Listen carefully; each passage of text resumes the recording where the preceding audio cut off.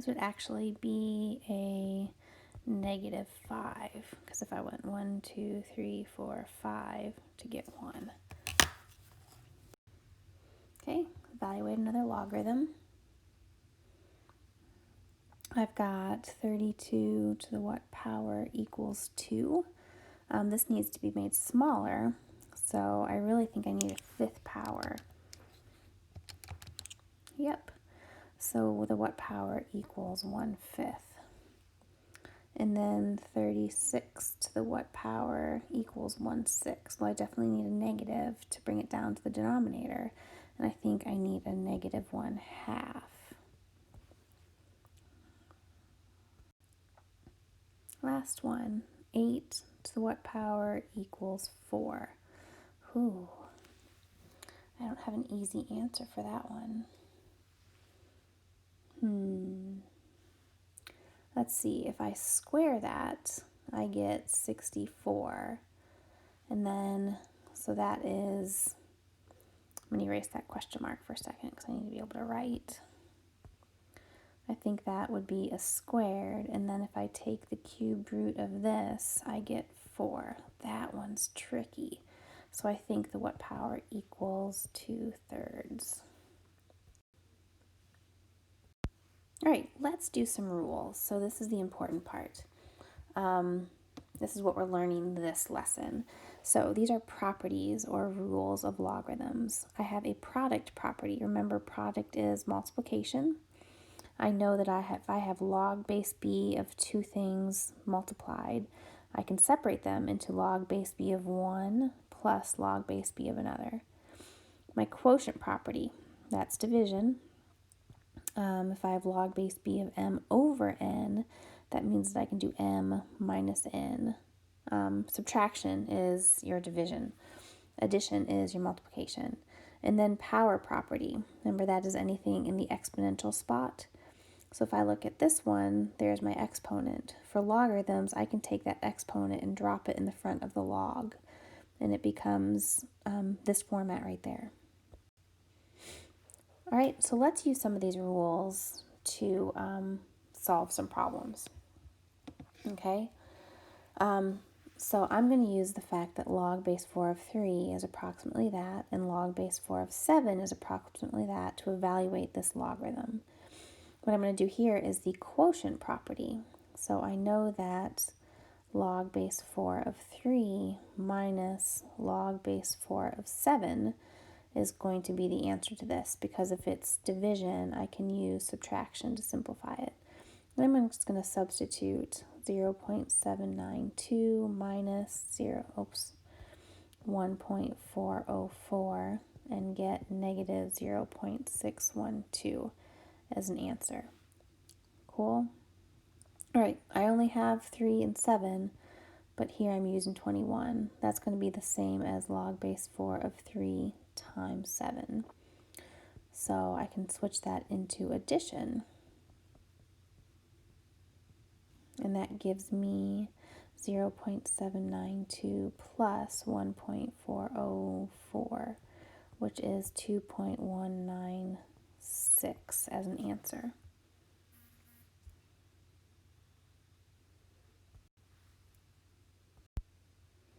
Okay, here I have log base 4 of 49. I know that 49 is 7 times 7, so I don't think I need the 3 involved. So I can just take log base 4 of 7 plus log base 4 of 7. 1.404 plus 1.404 gives me 2.808 as an answer. All right, let's practice a few more. I know we just did this, but here's our guided practice. Quotient rule is division. So log base 6 of 5 minus log base 6 of 8 gives me 0.898 minus 1.161. 0.898 minus 1.161 is negative 0.263. 5 times 8 is 40. So I'm going to change this to 5 times 8. So log base 6 of 5 plus log base 6 of 8. 898 plus 0.898 plus gives me 2.059 as an answer. Okay, 64 is 8 times 8. So I'm going to do some shortcuts here. I know I can do log base 6 of 8 plus log base 6 of 8. And I get 2.322. 125. I believe 5 times 5 times 5. Yep. 5 times 5 times 5. So we're going to do this 3 times.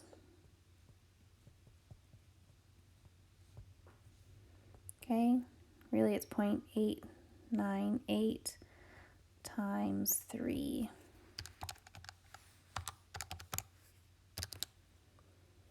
2.694. All right, moving on. So rewriting expressions, we can use the properties of logarithms to expand and condense logarithm expressions. These are expressions with variables. So we're just going to expand them or condense them. I don't know why I circled underneath. Condense them or expand them. Okay, make them bigger or smaller. So let's expand this. I've got lots going on. I have some division, and on the numerator I have multiplication. Okay, we do have to remember our order of operations. So let's deal with the division first. I have log base 6 of 5x cubed minus log base 6 of y. Now I can do the multiplication, which I'm going to split it right here. Log base 6 of 5 plus log base 6 of x cubed, log base 6 of y. Now I can deal with the exponent, which I drop down in front of the log. Log base 6 of 5 plus 3 log 6x. That's a minus log base 6 of y. I've expanded it as far as I can, and I have my final answer. Which of the following is equivalent to these things? Okay, I need to expand these, condense these. I'm going to do the opposite of the last slide. First, I'm going to hit this, or right here, log base 9 plus log base 2 to the third power minus log 3. Then I'm going to hit the left to right. That gives me log of 9 times 2 to the third power minus log 3. Okay, now I can do the quotient. I need more room. Log 9 times 2 to the third power over 3. Okay, 2 to the third power is 8. 9 times 8 is 72. 72 divided by 3 is 24. And that's my final answer. So that's D. All right, let's practice and expand this one. Multiplication, I'm going to split it right there first. So log base 3 plus log base x to the fourth power. Now I can drop that in front. Log base 3 plus 4 it's not log base 3, it's log base 10 of 3. So you can just say log 3 plus 4 log x is the answer. Now let's condense. Now we're going to go left to right. I can hit this one first because it's a power. So natural log 4 plus natural log 3 to the third power minus natural log 12. Condense these. Natural log 4 times 3 cubed minus log 12. Okay, do the quotient.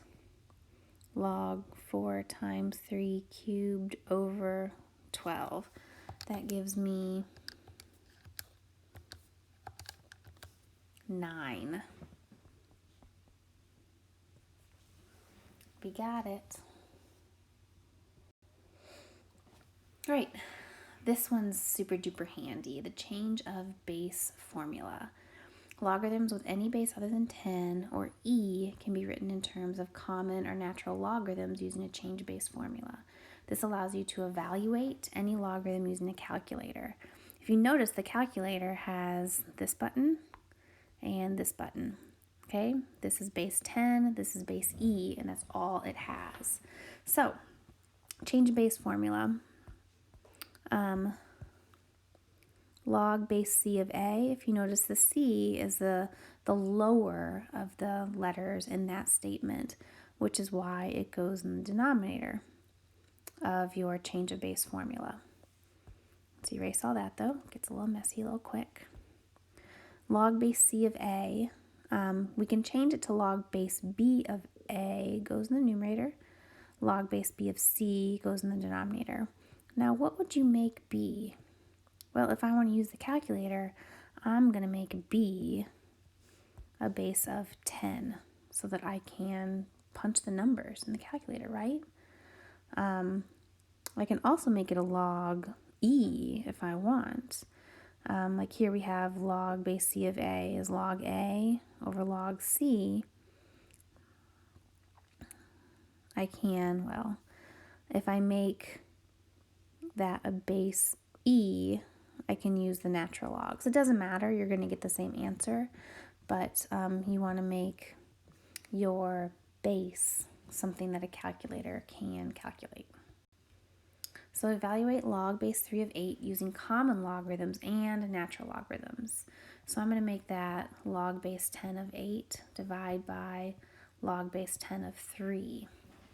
And I can actually calculate that.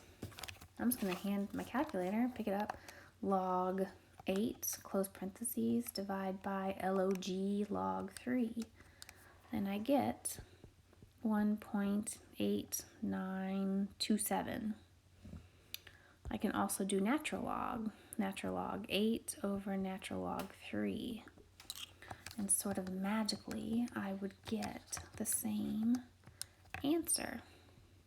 Test it for yourself, it works out. All right, sound intensity.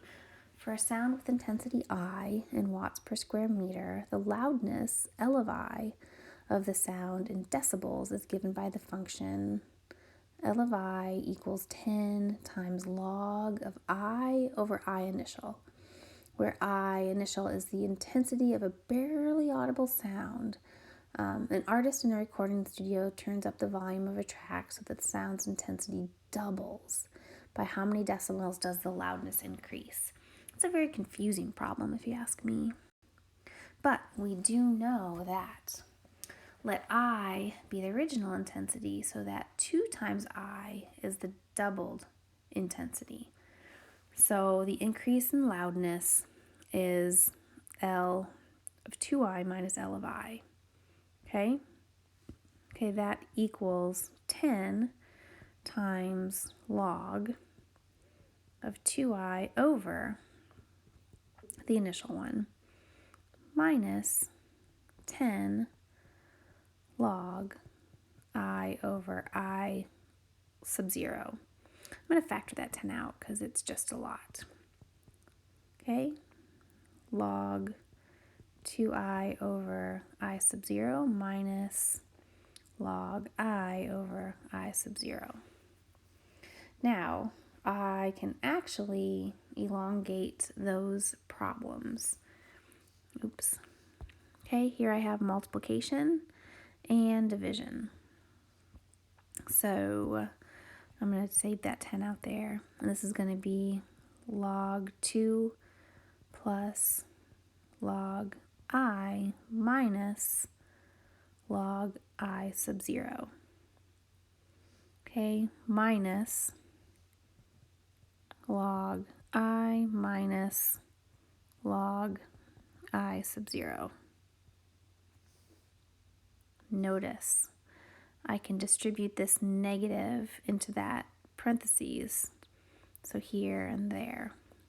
That gives me 10 log 2 plus log I minus log I sub 0 minus log I plus log I sub 0 plus log I sub 0 minus log I sub 0 plus log I minus log I. I forgot to close my parentheses. What do I have left? Ooh, it looks like I'm changing colors because I'm almost out of space and it gets confusing. 10 times log 2 is all I have left, right? I can actually calculate that. So 10 times log of 2 gives me 3.01 decibels. Okay, that was tricky. I know. All right, let's use the change of base formula to calculate these. I'm just doing log of 8 over log of 5. I feel like we already did this one. Did we? I don't remember the answer. 1.29 would be our answer. Okay, log of 14. You can do ln. It's going to give you the same answer. So log 14 divided by log 8. And that gives me 1.27. Change of base formula. I love the change of base formula. It's super easy. Okay, log 9 over log 26.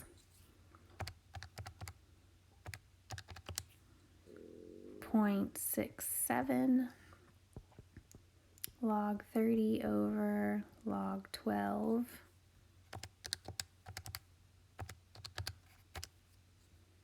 1.37.